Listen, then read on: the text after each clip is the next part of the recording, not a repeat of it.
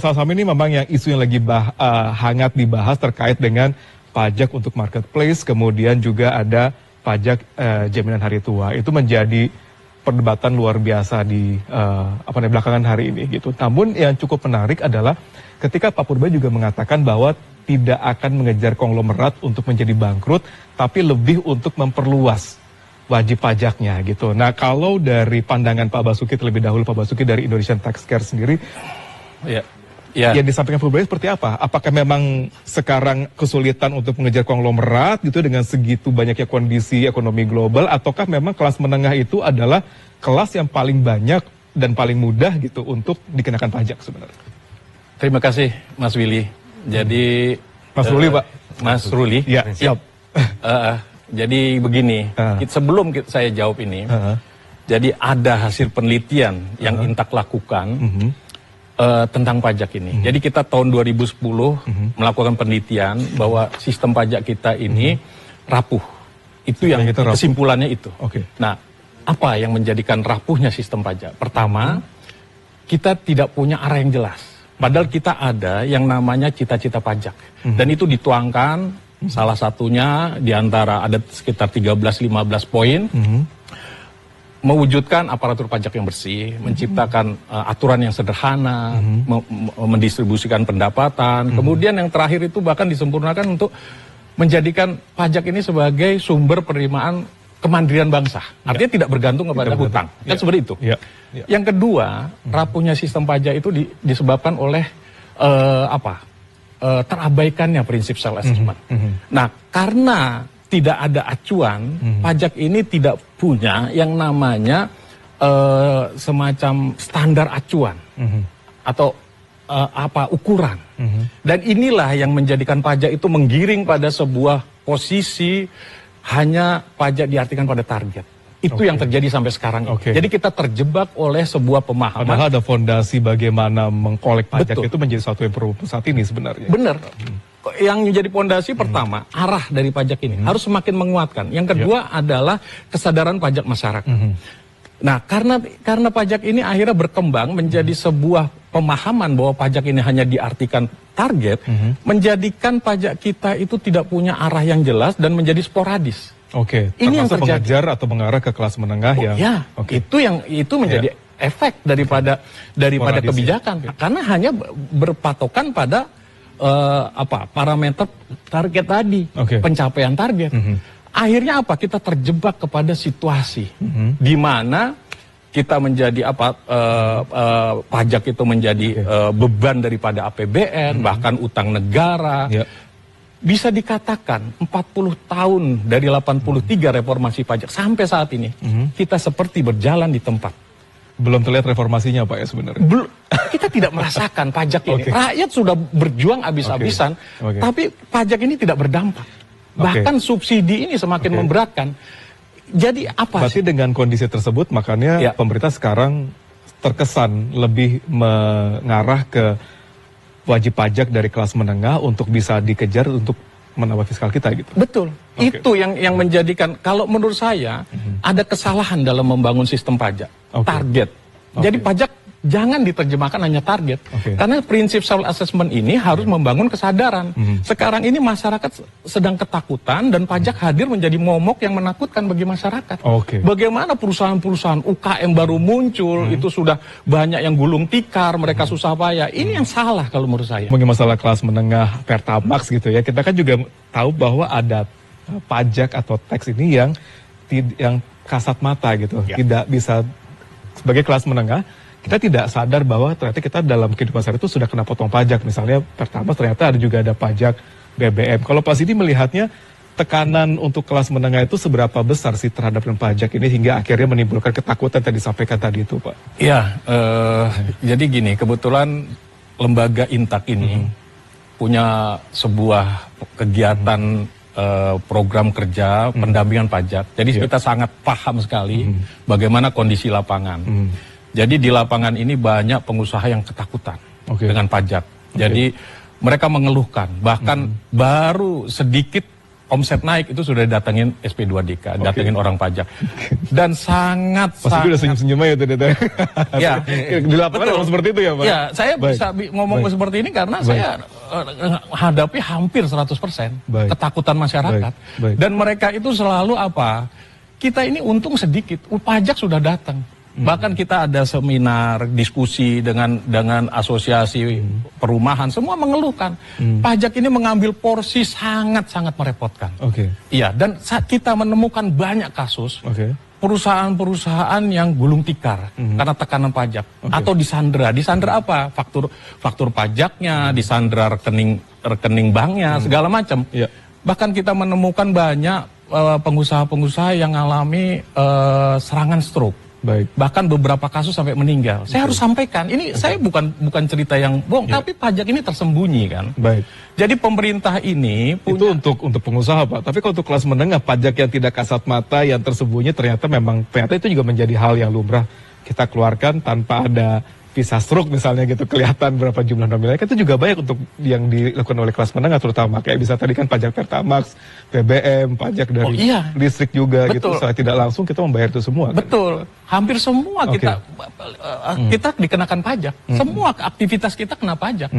Setiap gerak langkah kita itu pajak, dari pagi sampai malam, sampai tidur, akhir hayat kita kena pajak. Kira-kira apa saja Pak, kalau dari Intak sendiri memudahkan mungkin pada penonton gitu dari kelas menengah terutama, apa saja sih yang mereka tidak sadar sebenarnya apa yang mereka lakukan, mereka beli, mereka misalnya kayak mungkin ACC akun yang mereka pakai gitu, itu menjadi bagian dari dunia perpajakan. Kira-kira apa saja yang menurut Pak? Ya, coba bangun pagi kita ngopi sudah ada pajaknya di situ. Yang saset-saset itu kita belanja di supermarket, kita udah kena pajak. Nonton, kita aktivitas, nginep di hotel itu pajak semua kan.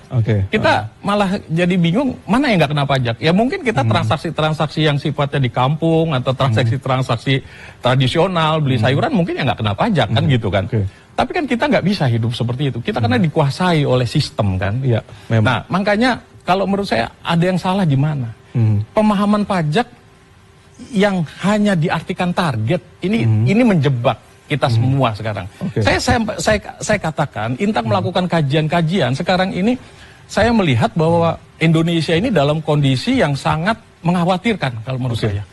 Bank Dunia tadi Mas Ruli mengatakan tata kelola pajak kita terburuk. Saya katakan memang di lapangan saya menemukan sesuatu yang sangat mengerikan dari petugas-petugas pajak. Petugas pajak mengatakan bahwa kami harus mencapai target Pak. Di balik target itu Mas Ruli. Memperbaiki peringkat kita di tax ratio secara global kan. Iya, tapi satu hal itu mengancam daripada potensi kepatuhan masyarakat. Masyarakat semua menjadi ketakutan dan mereka tidak percaya lagi kepada pajak. Ini yang terjadi, ini yang jadi sebuah bom waktu yang sangat mengkhawatirkan. Dan sistem kita dengan pajak diartikan target menjadikan masyarakat itu menjadi berpikiran jahat. Untuk apa? Saya tidak mau bayar pajak, saya harus menyembunyikan. Sekarang yang diandalkan pemerintah adalah tax ratio cortex, sistem cortex. Sistem cortex ini yang ada bahwa nanti kalau data ini dikumpulkan maka akan menaikkan tax ratio. Itu memang logika. Tapi sebenarnya yang menjadi potensi adalah kesadaran dari masyarakat itu terhadap pajak. Jangan sampai ini menjadi bumerang. Masyarakat akan melawan nantinya. Di kantor pajak hanya ada 50.000 petugas pajak. Mau seberapa dia untuk mengawasi masyarakat? Nah, sekarang ada pajak baru lagi ditambahkan, ada JHT, UMKM yang sekarang memang sedang banyak dibahas gitu kan terkait dengan. Anda melihatnya? Sebenarnya itu dari dulu ada, JHT, pesangon itu semua ada, sudah. Cuman kan sosialisasi pemerintah di sini kurang masif, sehingga masyarakat ini menjadi kok dikenain lagi. Problem pajak tidak sesederhana itu. Di lapangan itu, misalkan seperti pesangon atau JHT, saat dibayarkan, itu seringkali, kok saya dipotongnya berlebih. Ternyata bukan aturannya, tapi yang memotong dari perusahaan itu ternyata tidak tahu. Dipotongnya kebesaran gitu loh. Mereka karena tidak mendapatkan sosialisasi cara menghitung pajak gitu loh. Ini menarik. Kita sosialisasi juga kita masih kurang. Ini kan tadi juga masyarakat ataupun juga warga mengatakan bahwa ya jangan dululah dengan kondisi saat ini gitu untuk ke UMKM terutama gitu kan masih banyak sebenarnya sumber-sumber pendapatan negara dari pajak lain, misalnya tambang, tadi juga disampaikan oleh masyarakat juga tadi gitu. Apakah Anda melihatnya seperti apa? Apakah memang seperti itu? Bahwa jangan menyasar dulu ke wong cilik, kelas menengah, tapi kakap dulu dong coba di... Gitu. Jadi pajak begini, kalau pajak diartikan target, maka nanti menyasar kepada orang kecil. Karena memang orang kecil ini tidak mampu untuk melawan. Mereka awam sekali dengan pajak. Bayar konsultan pun tidak mampu. Advokat pajak juga tidak mampu. Nah, mereka hanya cukup untuk makan. Jadi harus dipahami, Mas Ruli, pajak itu adalah dikenakan atas selisih lebih. Termasuk jaminan hari tua, THT, itu hanya cukup untuk konsumsi, untuk hidup sehari-hari. Itu dibebaskan saja. Biar ekonomi tumbuh, biar rakyat ini bisa bersaing, bisa berkompetisi. Kita ini kalah produk-produk kita. Kita hanya menjadi objek pasar bebas dari negara-negara lain. Kita tidak mampu berkompetisi.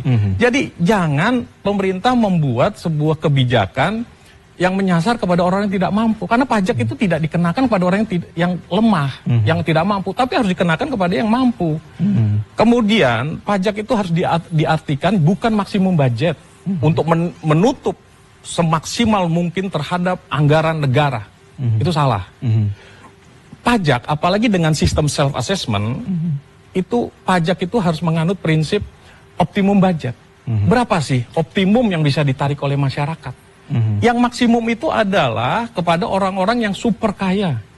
Itu harus diambil uangnya untuk didistribusikan kepada orang kecil. Nah, kemudian kalau optimum budget itu kemudian dari mana untuk menutup APBN kita? Itu dari sumber-sumber alam. Kita negara yang sangat-sangat kaya. Mulai kita ini kan, saya berkali-kali katakan, kita ini dikelilingi makanan. Laut ini kan makanan semua. Belum lagi tambangnya, sampai nikel, tembaga kita nomor 1 dan lain sebagainya. Tidaklah susah sebenarnya. Tapi jangan sampai. Pak Basuki melihat bahwa pemerintah dalam mengejar dari sisi industri sumber daya alam, tambang tersebut masih belum maksimal, belum optimum. Oh jelas, belum optimum. Bahkan pajak ini menjadi beban semuanya, termasuk utang-utang kita. Sekarang yang jadi masalah, rakyat ini salah apa? Di balik tekanan pajak ini, kita harus menanggung APBN, rakyat harus menanggung utang-utang ini. Siapa yang menciptakan ribuan triliun dari utang negara? Dan ini semua dibebankan kepada rakyat. Siapa yang bertanggung jawab ini? Saya langsung ke Bang Rifki. Bang Rifki, Anda melihatnya seperti apa, Pak Basuki? Pak Sidi mengatakan bahwa ekstensifikasi juga penting sebenarnya. Gitu. Apakah Anda melihat bahwa memang kita masih banyak loophole ekstensifikasi dalam hal pajak ini? Ya, ada istilah sangat populer berburu di kebun binatang. Itu kita baru dengar. Gimana, Pak? Ini sangat populer. Sejak berapa tahun yang lalu, mungkin 10 tahun yang lalu. Jadi yang terjadi, ini saya katakan petugas-petugas pajak itu lebih banyak menyasar kepada pelaku-pelaku usaha atau masyarakat yang lemah. Mereka tidak peduli kepada yang namanya nanti perusahaan itu bangkrut, nanti perusahaan itu kolaps, nggak peduli. Karena target. Ini kan sesuatu yang tidak sehat kalau menurut saya. Negara harus melindungi rakyatnya, tapi negara melakukan sebuah pembiaran terhadap kalau saya katakan ini sebuah kejahatan gitu loh. Jadi pajak ini harus hadir dengan nyaman, harus bisa mendukung dunia usaha, harus membawa keadilan. Seperti tadi Pak Rifki katakan, harus bisa memberikan sebuah kesejahteraan, pemerataan. Bagaimana kalau pajak ini dikenakan kepada orang kecil? Ini sesuatu yang nggak masuk akal kalau menurut saya. Harus dibalik. Orang-orang yang punya kekayaan harus diberikan kepada negara untuk didistribusikan ke dalam bentuk kesejahteraan. Dan ini akan meningkatkan sebuah kemampuan dari masyarakat kecil untuk nanti naik kelas. Dari Intak sendiri melakukan penelitian, UKM ini tidak ada yang mau dari penelitian kami ya, tidak ada yang mau naik kelas. Padahal pemerintah bilang UKM harus naik kelas, menjadi pengusaha. Kekhawatiran mereka apa berdasarkan dari Intak?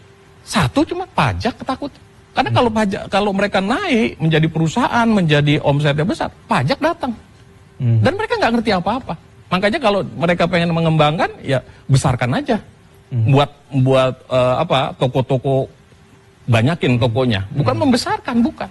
Ini kan kurang sehat. Nah seperti ini harus harus dipikirkan oleh pemerintah.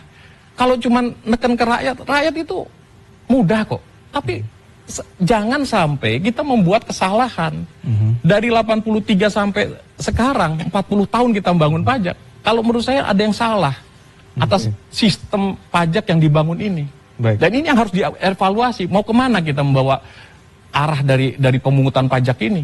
Sekarang ini kan kita semua saling melempar atas masalah APBN. Tapi kan sebenarnya ini sudah saya prediksi dari 2010. Pajak itu bukan target. Ini akan menjadi sebuah masalah ke depan. Tapi kalau pajak menjadi sebuah masalah, kita dengar beberapa waktu lalu di mana ada gerakan untuk tidak bayar pajak itu, melihat dari kondisi korupsi, lain hal semacamnya gitu. Apakah Anda juga menilai itu hal yang wajar disuarakan oleh masyarakat terkait dengan hal tersebut? Saya tidak setuju.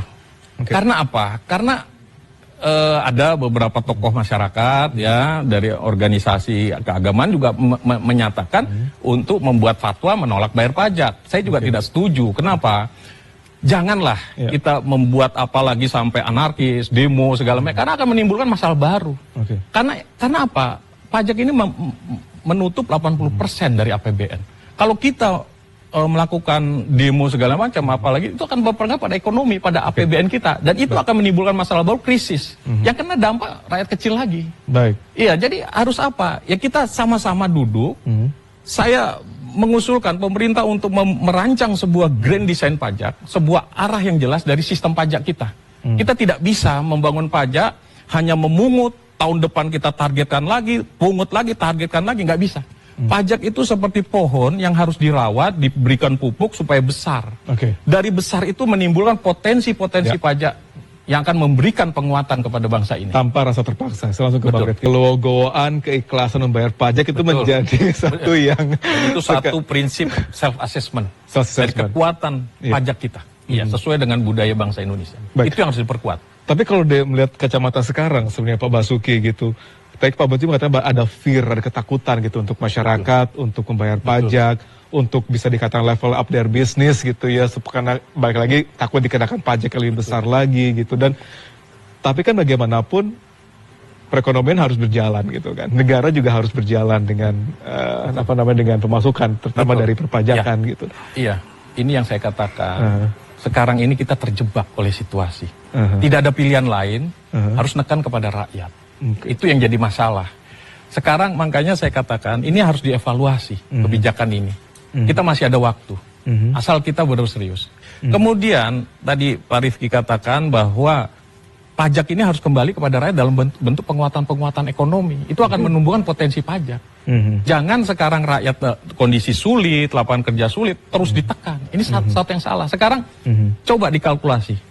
Berapa pajak yang didapat oleh pemerintah, terus berapa kerugian dari menurunnya ekonomi rakyat atau daya beli masyarakat di situ. Itu kan harus dihitung itu. Belum lagi yang paling mengerikan adalah rasa takut masyarakat terhadap pajak. Ini yang harus diperhatikan.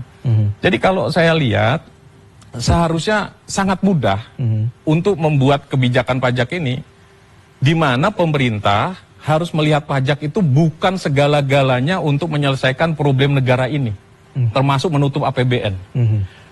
Pajak harus menumbuhkan rasa memiliki dari rakyat. Itu yang harus ditumbuhkan, bukan ditekan terus. Banyak masyarakat yang mengatakan kepada saya mau bayar pajak kok. Tapi tolong jelas gitu. Jangan, karena apa? Korupsi pajak ini juga luar biasa. Dan mereka itu berboncengan atau mendompleng dari kepentingan pajak itu. Dan undang-undang dijadikan alat untuk menekan masyarakat loh. Rasa takut, rasa apa. Tapi di sisi lain nanti itu ada yang namanya tanda kutip negosiasi. Jadi negosiasi ini menjadi sebuah peluang petugas-petugas pajak untuk melakukan tekanan kepada masyarakat. Dan rakyat itu ketakutan karena rakyat ini berhadapan dengan negara. Iya. Nah inilah yang menjadikan korupsi pajak ini sulit untuk diberantas. Saya ke Pak Sidi. Pak Sidi, apakah juga dunia usaha merasakan ada tekanan-tekanan seperti itu Pak disampaikan oleh Pak Pak Basuki, terakhir sekaligus menutup program kita pada malam hari ini. bagaimana agar pajak itu tidak itu aja gitu yang disampaikan oleh Pak Sidi. Apa seharusnya yang dilakukan supaya nggak kelas menengah lagi yang ditekan, dunia usaha lagi yang juga semakin terhimpit dengan kondisi saat ini. Apa yang dilakukan pemerintah untuk mendapatkan pemasukan baru nih, tidak mengandalkan itu? Jadi saya cerita tentang sejarah kenapa pemerintah beralih ke pajak. Dari tahun 80-an ke bawah kita booming minyak. Waktu itu kita luar biasa, bahkan kita menjadi anggota OPEC ya. Kita menghasilkan minyak yang luar biasa. Tapi minyak itu kita tidak perlu pajak waktu itu. Pajak tidak sesukses sekarang ya, dalam arti tanda kutip semua dipajakin gitu. Tapi bertumbuh kepada minyak. Tapi minyak waktu itu dikorupsi luar biasa di Pertamina. Akhirnya apa? Saat kita sudah tidak punya minyak lagi, kita dikeluarkan dari OPEC, pemerintah mulai merancang sebuah reformasi pajak tahun 83. Tapi pemahaman pajak di sini masih diartikan target. Jadi pajak ini belum ditangani secara mendasarkan pada ilmu, kaidah dari pajak itu sendiri gitu. Jadi yang terjadi sekarang ini terulang lagi. Waktu dulu minyak, sekarang pajak. Harusnya waktu kita booming minyak itu dikembalikan kepada masyarakat dalam bentuk penguatan sumber daya manusia untuk kita bisa bersaing dengan mengelola sumber-sumber alam kita. Nah, pajak pun sekarang begitu. Makanya saya mengusulkan pemerintah untuk pelan-pelan merancang sebuah peta jalan, grand design pajak, mau dibawa kemana arah ini. Jangan sampai pajak ini terus hanya target-target, akhirnya kita bertengkar, kita ribut terkait pajak, pengusaha tidak nyaman, masyarakat ketakutan, pemerintah juga kebingungan. Petugas-petugas pajak di lapangan nanti dicerca masyarakat. Dia kecapean sendiri nanti. Nah itulah, jadi kita minta pemerintah untuk merancang lebih jelas atas arah dari perpajakan kita ini. Baik, kita tunggu kira-kira ke depannya seperti apa dengan arah atau roadmap atau blueprint perpajakan Indonesia ke depannya seperti apa. Jangan sampai ada ketakutan, ada kekhawatiran, tidak ada keikhlasan untuk membayar pajak, karena mungkin masyarakat hingga sini masih belum bisa merasakan pajak buat mereka seperti apa gitu ya.